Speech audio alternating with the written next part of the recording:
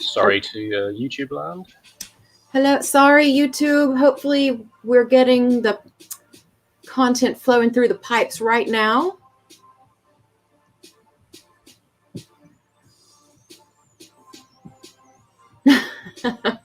Horror Fantasy Island. TJ, I think it was a decent movie. I've seen my share of bad movies, so my bar is moderately low, but it kept my interest the whole time. Horror Fantasy Island. I mean, there's no true replacement, in my opinion, for the original Mr. Rourke, what was the car commercial he used to do where he enjoyed fine Corinthian leather on the car seats? This might be a little too much. Oh, good. YouTube is with us. Sorry, YouTubers. That's my fault. All the buttons start to look the same sometimes. All right. We'll give YouTube another minute or so to join us. Since I was late in getting them started, we'll give them another minute to come on in and get queued up and join us along with our amazing Facebook community. So excited. Speaking of excited, so this is the first time we're doing this as a live show. Whew. Oh, the Chrysler LeBaron. TJ, you're so funny. It's true. Remember, oh, Gareth, you probably did not see this ad in the UK, but it doesn't sound familiar. It's yeah, I feel that if it were at all familiar, you would have already known from the clues of fine, rich Corinthian leather and the guy who played Mr. Rourke on the original Fantasy Island TV show. TJ says it was the Chrysler LeBaron. So, all right. Well, we've played through that one song, and Electro House is coming up now. So we will end the royalty-free music and get us started today. Gosh, I hope our YouTube teams are able to join. I know we have some audience plants out there. Oh, there we go. Hi, Ronald. Thank you. My filters must be working well because Ronald says I don't look old enough to have seen that original TV show. Ricardo Montalban. Yes. Oh, man. Sometimes these shows just take a little bit of a turn, and I love it so much. Like that's exactly what's happening here. All right. Let me do some techno wizardry over here. And you will see shortly, I am joined today by Gareth, who is our mystery guy, as always. Let's see. Let's do that. Okay. I'm sharing. People can see things. Today we are doing something new, as is usually the case when you join us on Tuesdays. We're doing a deep dive live, but we're going in a slightly different direction today. So instead of picking one of our AutoCrit reports and really digging into the details of that one report, showing you how to use it, we're going to dig into what's the score. So I have Gareth here with me, who has worked tirelessly on the What's the Score content. Say hi, Gareth. Hello, everyone. Yes, if you're familiar with the What's the Score articles on the blog, yours truly is the perpetrator. And speaking of, if you're not familiar with it, Gareth, why don't you give everybody a quick overview of what is the deal with What's the Score? Indeed, what is the deal? The What's the Score is kind of generated from a couple of ideas. First of all, it's to help all of you guys, all the users and people who come across AutoCrit to actually contextualize the content of the reports, to see them being put to use with real books from established published authors. And then just to have the extra kind of cool side of it where you're getting a sneak peek into what's going on between the pages of these famous books. So what we've kind of settled on is, as we're adding a new author every month to the system, we also want them to arrive accompanied by a What's the Score. And this is the first time that we're doing it live streaming, so I'll just kind of walk you through some of the reports from this month's author and show you some of the more interesting things that I came across. Absolutely. So that is going to be really exciting. If you're not familiar with What's the Score, I will have a link up for you later, but it is on the AutoCrit blog. If you go to autocrit.com/blog, it'll take you directly to the blog, and then you can just click on What's the Score, and it'll show you all of the What's the Score content that we have available. So authors like, let me just switch back to book names instead, because I'm drawing blank on authors right now. The Martian, hugely popular What's the Score that we have out there. And there's also a YouTube video, I think, dissecting What's the Score for the Martian. Is that right? We do. There's YouTube videos. I think there's the Martian and Pet Sematary. Pet Sematary, always a popular one. Everybody loves Stephen King. So, or at least today, love to hate him. Either way, strong feelings. So, Pet Sematary we have out there on What's the Score, The Martian, Outlander for some of the more fantasy kind of Diana Gabaldon fans. Interview with the Vampire was done recently. So Anne Rice representing out there for us. Take a look at those blog posts and just really be able to dig into what's happening behind the scenes from an AutoCrit perspective with those What's the Score deep dives, right? So we'll take you through report by report. And who are we going to be digging into this month? Okay. Okay. There's always a spoiler. I hit the button too many times. Nobody saw that. So on June 9th, we posted this picture in the AutoCrit author community on Facebook. So look, I love Tom Cruise, but if I had to guess from here, I wouldn't have any guesses without having to Google some things, right? And the first thing that I had to Google is AVFC. So, Gareth, you know what this means, right? What's the AVFC situation?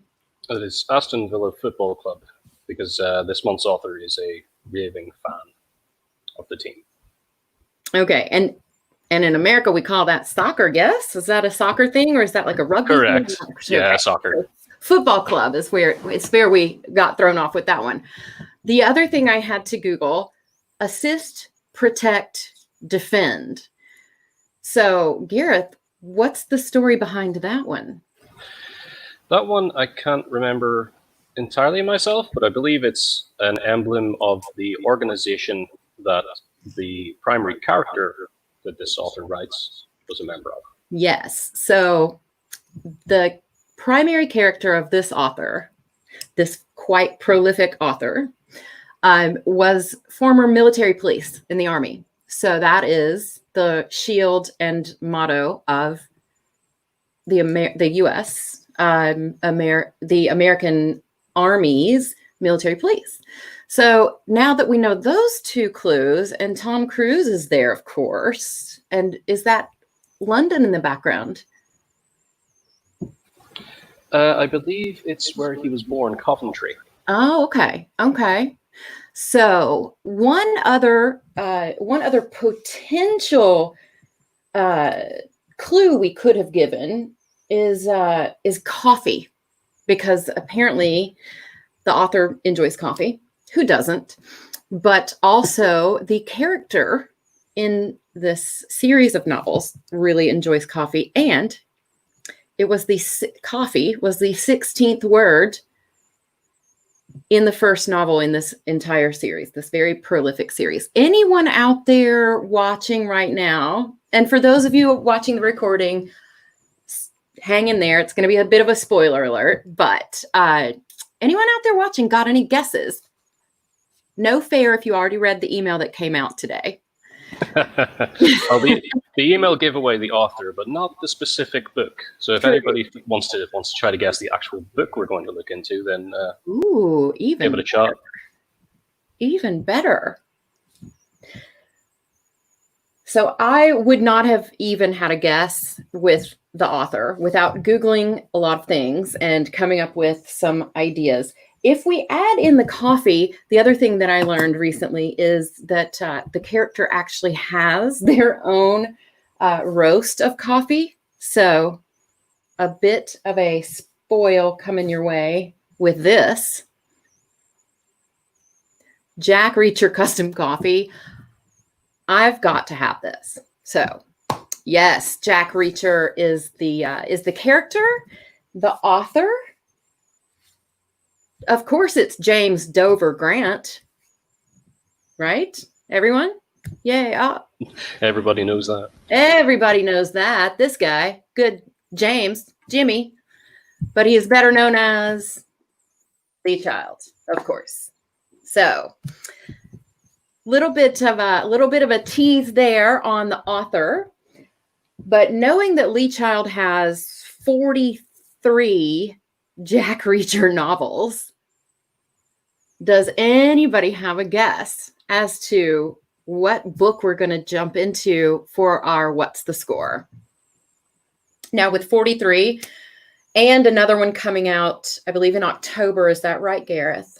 I think you said October. Yeah. The Sentinel coming out in October.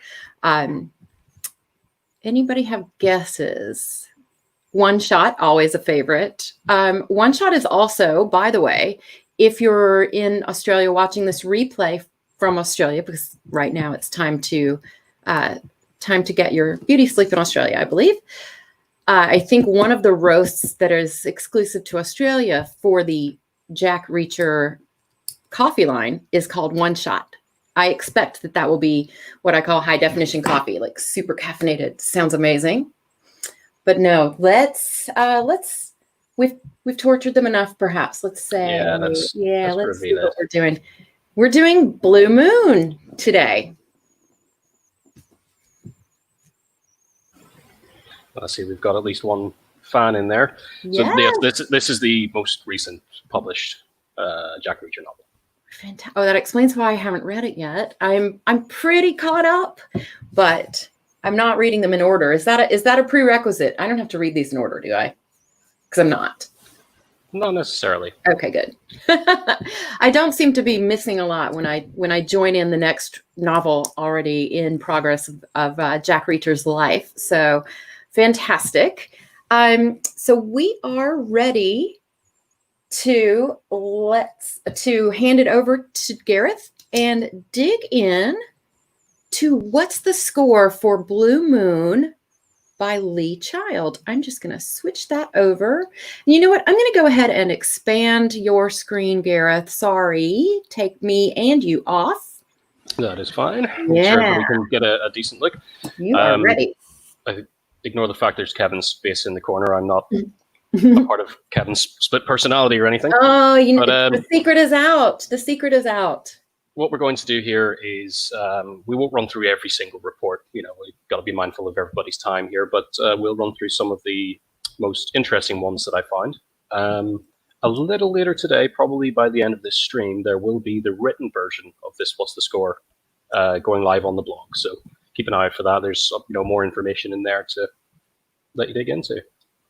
So what we always do in the beginning, my mouse pointer is alive here, is find out the answer to our question, what's the score? So we're going to start off just comparing to general fiction is the way this always goes. And I wish we had our drum roll. Oh, you know what? I can make that happen, I think.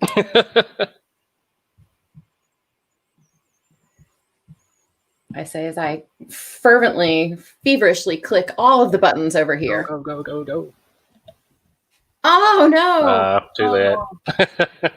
Okay, well, there are other reports. Maybe I can still do drum rolls. Potentially. We can do one at the end because there will be another score to show. Great. So keep it handy. And there we go. 75.47 is the general fiction comparison result for Blue Moon. That may or may not be shocking to some of you. This is one of these things that always happens when people are using the system. It's like, why have I not got 100? And how do I get there? And is it really, really important? And this kind of comes with as a disclaimer in a lot of these What's the Scores. In every article I put it in there is that this is not a critique. It's more of a workshop, just looking at the way things are written. And the fact that this book is published by a major publisher. The author is a worldwide bestseller. They're a hell of a lot more successful than I'll ever be, and you can't hold it against them for like a 75 score. It's actually very, very good. Now, with all of these, what's the scores? I'd like to start just looking at the fingerprint. So we've got most of our indicators are in strong writing. Then we have repetition, word choice, dialogue, and pacing. I like to begin with dialogue regardless, because I'm always a fan of just checking out the dialogue tags and seeing what's going on there. And 1200 seems like quite a high number of indicators for dialogue. So I jumped over there. I put things in little tabs here to make it easier for us all. Said, we have 1,054 instances of said. Well, that's a lot. With 622 recommended removals compared to general fiction. And if we look at the general summary for that, it's actually, Lee Child sticks to the rules. He doesn't like to put in too many alternative tags, but there is a lot of dialogue. And the reason you would see this highlighted if this were your book is simply that there's a lot more dialogue in this book than there would be for the average published novel. So it's very heavy on the dialogue front. Again, that's the author's choice. If you want to have people talking all the time, fine. But what you might want to try doing is to just take out some of the said. Jumping through, I find it quite strange the way Lee Child writes the dialogue. One of the things that I guess is kind of trained in us as writers and readers when you're going through is always having the dialogue tag kind of follow the dialogue. So you would have, I need to speak with Dino, Gregory said. Quite often Lee Child puts it the other way around. So the guy said, why? It's strange, not a bad thing, but it's just strange to see. And some of those could inevitably be taken out. There are stretches of dialogue, and you'll find this in your own writing as well, where if you remove the tags completely and just let it go line by line, it's still perfectly easy to follow. That said, in this instance, 622 removals that's too much work. I would not go through trying to remove about 622 tags, but certainly to spend some time having a look at which ones could go. What stands out, however, and I hope you can all see this, is whispered. We have removed about 8 of those compared to 20. And just clicking on it, I'm able to jump through, and I find this stretch here where they're just talking. He whispered back, whispered, again, whispered. So there's, and again, Reacher whispers back. There's that kind of section there. That's an easy target to get rid of, if not all, most of these recommendations. And just by setting the scene in an initial, paragraph or whatever, you could, as the author, get the message across that they're in a situation where they have to whisper. So it's kind of intuitive. The reader knows that they're whispering back and forth. You maybe only need one tag as opposed to 6 or 7. So that kind of thing could easily be tweaked. But otherwise, it's a really good result. I think that's excessive just because of the amount of dialogue in the book. So I'm generally happy with that. If it were my book, I would be happy. And another thing that I would be exceptionally happy with is the book's result for adverbs in dialogue, which compared to what's the scores that we've done before is the lowest result I have ever seen. Wow. 5 in the entire novel. What? And these are exactly, eventually, cautiously, finally, and politely. Wow. So Lee Child uses them very cautiously. One might say. I see what you did there. Should have had a drum roll for that one. Hey-o. And I mean, this is just fantastic. Going through and keeping that as low as possible is a great thing. You don't want adverbs messing up your dialogue, and just 5 in the book is superb. If you have that much dialogue and you don't want it messed up with adverbs, then you've done an exceptional job. That's a fantastic point as well, is how dialogue heavy this book is, and yet the amount of restraint that Lee Child must have as an author to keep himself on track like that is just superb.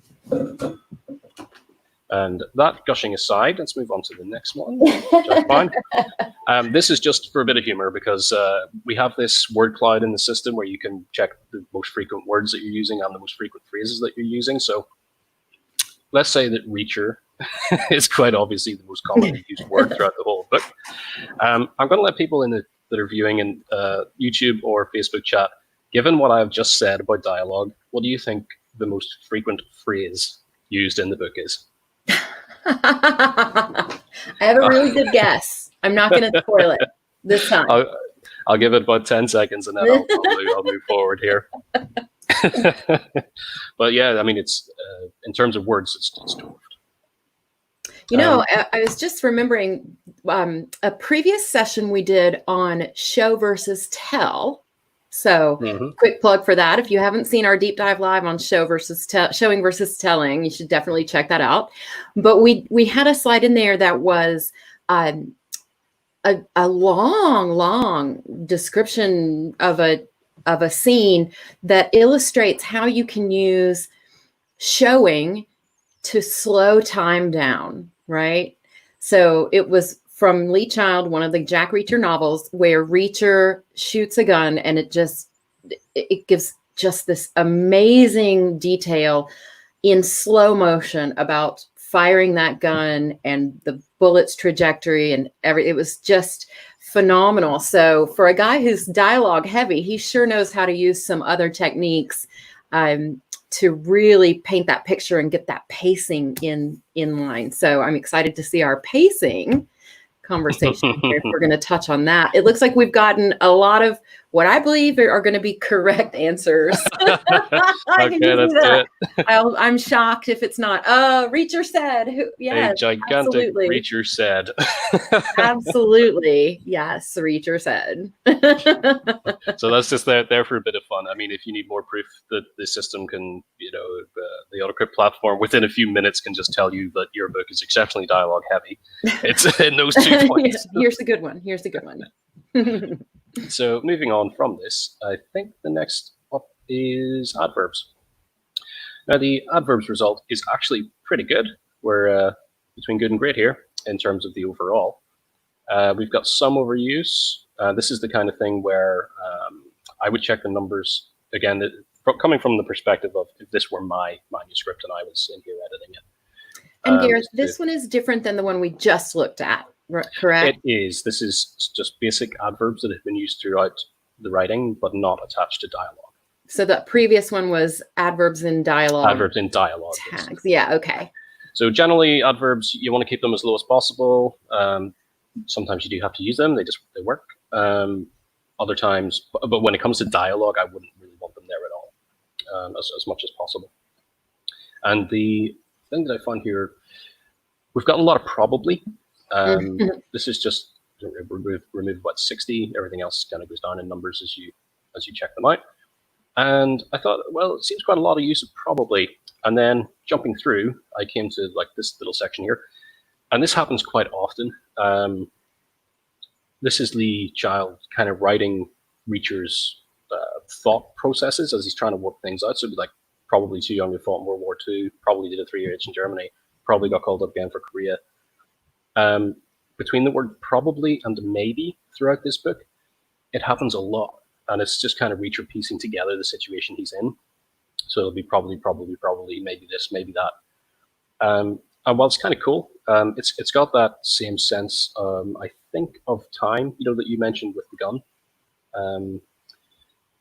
What does it remind me of? If you watch the new Sherlock Holmes movies from Guy Ritchie, when Sherlock's doing Robert Downey Jr. is kind of figuring out the situation and you see it all replay. It's very much kind of like that, but inside Jack Reacher's head. But I think sometimes for a character that's supposed to be this super sleuth and tracks down criminals and gets everything right and all, he does a lot of guessing, which feels a bit weird. It's kind of, probably, maybe, if it was my way, it goes my way. Thankfully, it normally does, but it's just something interesting I thought to point out. But otherwise, yep, as we can see here, the adverbs is actually a very good result. What was up next? I believe the before I switch to this that it might be unnecessary filler words. So I'm going to... someone just mentioned in our comments around the probably, especially what you're showing on the screen right now, it sets kind of like a rhythmic effect is what our viewer said. And I completely agree with that. When I read this part, to me, it was very probably this, probably that, probably it was very rhythmic and very on purpose. So as just as kind of a note for our AutoCrit users, absolutely go through and use these reports to identify areas where you're doing it on purpose and leave those alone.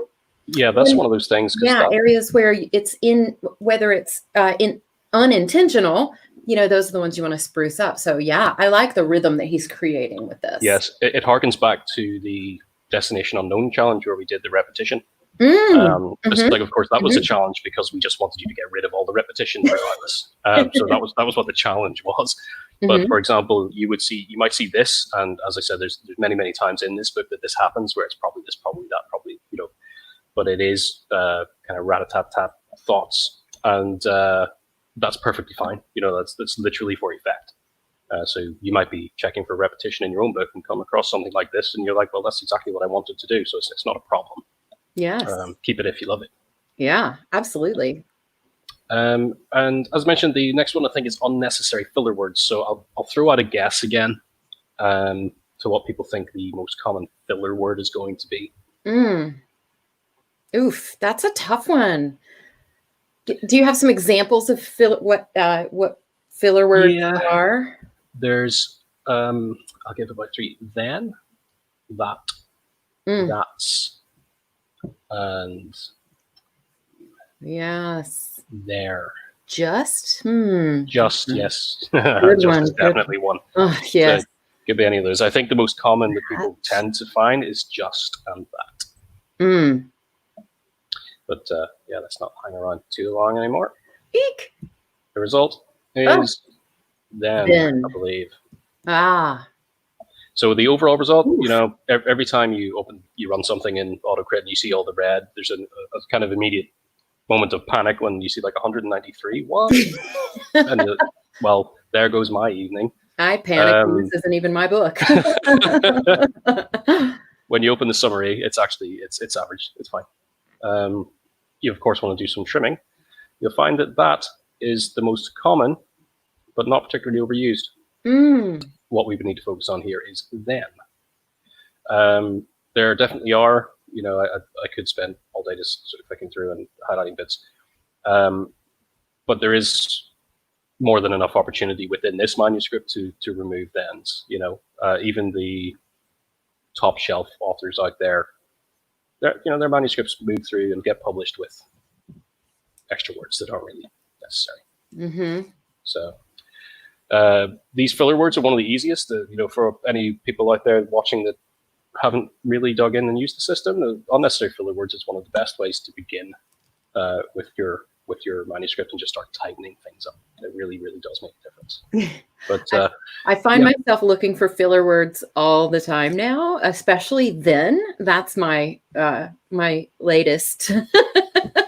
That even when I'm reading for pleasure, I just find. I think it's one of those that changes your perspective a lot when you first do it, because geez, when you're looking out, as soon as you start to look out for that and just, you see it everywhere. But the more conscious you become of it, then the less you do it later on, because you might write it and then you go, oh, I shouldn't have put that in there. It's not necessary. Even in like a business email, yes. yeah, for sure. So that's that. And as I said, don't be too scared. High numbers, a lot of red, but the summary is fine. So we have a quick question. I think this is a quite good one, even just on the screen you're showing right now. So in terms of the AutoCrit comparison, we're using general fiction. And tell me if this is a spoiler that you're going to get to later. But I know. But since Blue Moon is probably in there in the general fiction, is it comparing to itself as part of that mix? And do you think that throws the score off? Or, we have so many books in general fiction, it probably doesn't move the literal needle at all. What are Yes, it would be in there, but it's not when it's part of the general fiction. This is trying to explain the technology. Melts my head occasionally. I think the same with Kevin. Is although Blue Moon is part of that general fiction, it's not being structurally compared to directly. It's kind of absorbed in with this just millions and millions and millions of books all broken down into constituent parts and mashed together. So it's just a gigantic database of words and layout. So no, it doesn't get in the way. Sorry, the real spoiler may come with if we were comparing this to the more specific genre that Lee Child prefers, which is, I guess, mysteries and thrillers, or would the scores change a lot, or are you going to get to that later? I will get to that. Oh gosh, okay. That's always the last part of what's the scores. I'm on the edge. I'm on the edge of my seat. I can't wait. Okay. So, by default, every time we do these, just start with the general fiction, because I think that's what most people are going to edit with. Especially if you're a free user and you're using the free edition, you're going to be on general fiction or general nonfiction, whatever you're writing. So we always start with this and just kind of give you a kind of comparative perspective on your own work. Great. So up next, we're nearly there. We'll get to the big finale. Initial pronouns and names. This is something that I included here because people just like to know with this one, because we don't have a comparison set for this. So we can't really kind of tell you whether something's overused or underused or what's good or bad. I don't think there is any fully objective, good and bad in this situation. But this book comes in at 41.65% of sentences. This is the sentences that start with a pronoun or character name. Throughout all the What's the Scores that I've done so far, I think it's very, very rare to find a book that goes above 50%. They tend to come in around 35 to 50. So it's just something to remember for yourself. If you run a report and you're like, what does this mean? How does that compare? Go check out the What's the Scores, because that'll give you a comparison set to go by. But I don't think it's necessarily a bad thing if you have like 80% and the story still reads fine. It's probably going to be a bit repetitious. It's the problem, because if you're starting every sentence like he it's just not going to read well. So I think that is one of the other really big differentiators with AutoCrit, is that we're showing you exactly where those words occur, right? So you can see if you're falling into that pattern of, oh my goodness, here's a paragraph where every sentence starts with he or I or it. Oh, exactly right. Okay, this is a segue into something that I just kind of noticed right away in the book, but I couldn't figure out what it was until I got my way through most of these reports, and then what I'm about to show you, it just opened up, and I went, that's it. So chapter 1 of this book, you can see it. There's a lot of it's there. I read the opening and I thought, that's kind of strange. It doesn't open up with action, or it's an exposition dump, basically, and a lot of showing, a lot of telling, not showing. And we're kind of big on that whole showing versus telling rules. And I read the opening and it just felt odd to me. I understand that you have to kind of set the scene in the sense of place and give some information about where this thing is happening. And it feels to me like Lee Child is trying to do like an opening establishing helicopter shot, like you'd see at the beginning of a blockbuster movie about crime fighting or whatever. But it doesn't really come across here. It feels just like too much information. And that's when I went, well, what if I run the showing versus telling report? Will that reflect that to me? And as soon as I did, it was just boom. I think somebody here earlier called it the pyramid of it. And yes. It really is. We have an article on the blog about why it, which is a fairly innocuous word, shows up a lot in the showing versus telling reports. And the article kind of explains that better than I could in 20 seconds or so. But it's a definite marker that we see through the research that things are being told and not shown, because it, referring to an object or place or whatever, is literally setting the stage for you to say something about that thing and not show it. So seeing this right away, it just, I went, that's exactly why it felt weird. Because all this information could be, after the first couple of paragraphs, we get into character action with somebody walking about. But all this kind of stuff could be massaged into that very, very easily.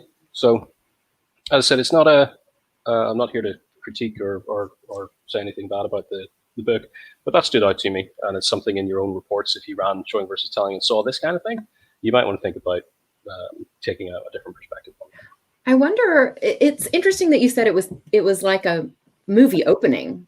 I wonder if he did that on purpose, because there are Jack Reacher movies that he wanted people to get that feel, which is kind of an interesting situation of like using your writing to give people the feel of a movie as opposed to like the opposite, which is how it normally happens. Wow. I mean, it's a solid choice as well. I mean, I've read some books throughout the years that were almost felt like screenplays with the lack of super, super deep description.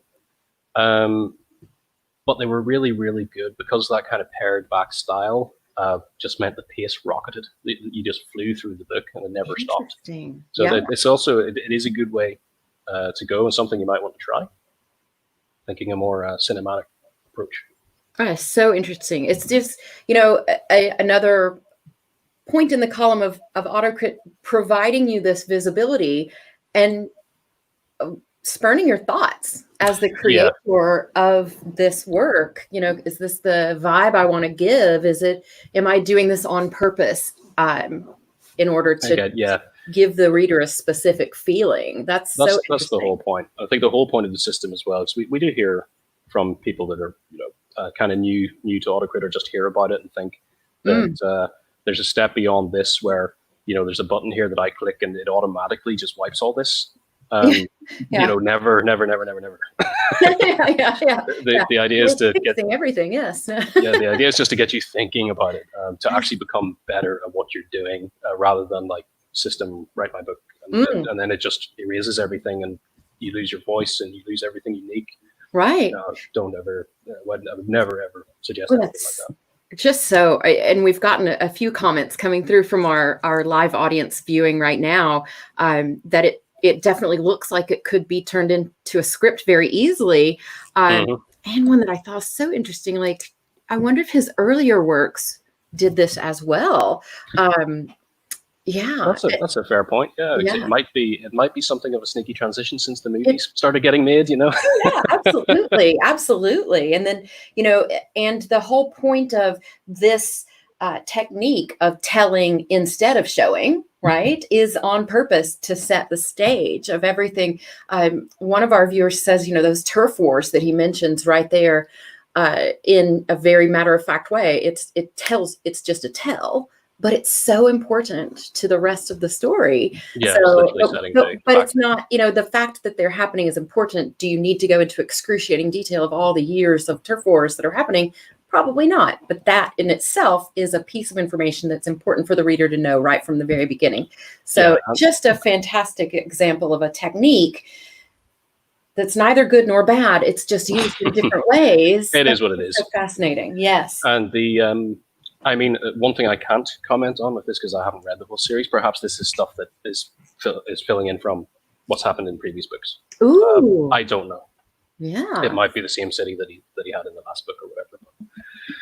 But again, it's just interesting to see, and the kind of things to look out for in your own work. It's kind of what this is all about, just putting it into that context. If this was your manuscript and you ran it through, you might go, "Oh, I need to take a look at that." But to finish, let's just go. Wait, should I do the drum roll now?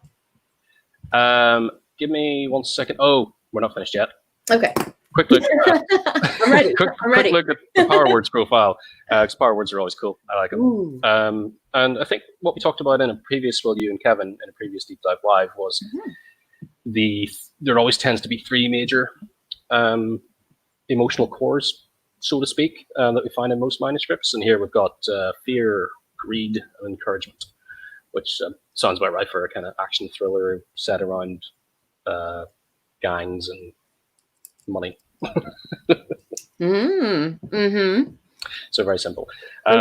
Look at that split. You're exactly right. Those three primary emotions are coming through loud and clear. Yeah, we do tend to see it's so cool. It's not always the same three. But Yeah. we find in most things we run, some of the more recent What's the Scores for other books have these as well, like Interview with the Vampire and a few others. And it always tends to be a big 3. Yes. As I recall, the Interview with the Vampire one came out quite lust forward. I think there's fear, lust, and anger, maybe. Or was it? I think it was pretty spot on for the story. Yes, it really was. It was very clear. Yes. So what I'm going to do to finish, again, that's just something a little interesting about the book.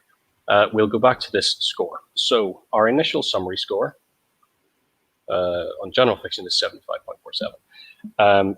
Some people, again, you may be a little dismayed if that was your score or think it's low. Like, how is this a best-selling book when it's 75? But let's not forget Stephen King. I think Pet Sematary was only 71, 72, something like that. But of course, that's an old novel and times have changed a bit. But what if we compare this, and I'm going to be cheeky today and actually compare it to Oh, come on. So what we have, in case anyone viewing this hasn't used AutoCrit to this degree, this is what we're doing every month. So we take as many books as we can possibly get our hands on from an author, use the system to kind of crunch all that data, and instead of putting it all, just into the general fiction pool to top up what's going on that end, we actually create a profile for the author. So you can run your work against theirs and see whether you're along the same lines in the way you're presenting your writing. And the summary score is literally just a reflection of how close you've come to there. You wouldn't get 100, let's just say, because you're not going to write the exact same book. Or I would think you'd be exceptionally lucky or using some kind of magic or something if you did write something that matched their profile completely. Fantastic. Well, let's see what happens here. This is Lee Child compared to Lee Child in Lee Child how meta. Ooh, look at that. 83.49. So we have almost a 10 mark jump, which in terms of just a straight up difference between profiles is pretty exceptional. Now, does that mean that Lee Child is quite consistent in his writing, or how does that? It would indicate that he is consistent. As I said, no author's going to write the same book twice. So comparing a manuscript to a different one or another author, you're not really going to get much towards 100. I think that's just actually impossible based on the data. However, we did run before. I think if you go back on the blog, anybody watching, and check out the Jerry Jenkins Dead Sea Rising, I think it was, compared to himself, he got over 90% for that book. But yeah, it's more a sign that I think it's one of these things. If you've been on the blog as well, you'll have noticed our interview with Adam Neville from last month. I spoke to him for that interview, and kind of behind the scenes as well, just chatting with him. When he looked at the system, he hadn't quite realized, because he said that he didn't have any known style that he could think of. His style changed depending on the needs of the book. But then when he saw everything through the system, he kind of thought, whoa, there's more to your style, both conscious and unconscious as an author than you necessarily think. And we can, when we've got the data crunched here and building these profiles, it kind of catches those markers. So if you want to write like Lee Child and your book is coming in at like 70, compared to Lee Child, and if it jumps up to 81, 82, you're on the right track. There's nothing qualitative really about it. It's just pointing you are you going in the right direction? That is so interesting. So that's that, 83. And you mentioned your interview with Adam Neville, who is another horror writer. And that is also available on our blog. We have a series called Ask the Author. So autocrit.com/blog, and check the category out called Ask the Author. Adam Neville is right there, and just a fantastic interview with him that you can dig into. And there's a What's the Score for him as well for his book Last Days, which if you're a horror fan is fabulous. Definitely give that a read. And it does some really good stuff in there for you to learn from as well. If you read that article, I think his work with dialogue is very, very good, and descriptive, being descriptive yet in as few words as possible. He's very, very, very, very, very good in that. So, an efficient use of your words. Yeah. You don't have to write 500,000 words if you don't have to write 500,000 words. Efficiency and economy. That's it. Efficiency and economy. Yes, So absolutely. that's it. I'll hand the screen back to you, Beth. Everybody watching, right. I mean, I hope it's been educational, fun, maybe some food for thought.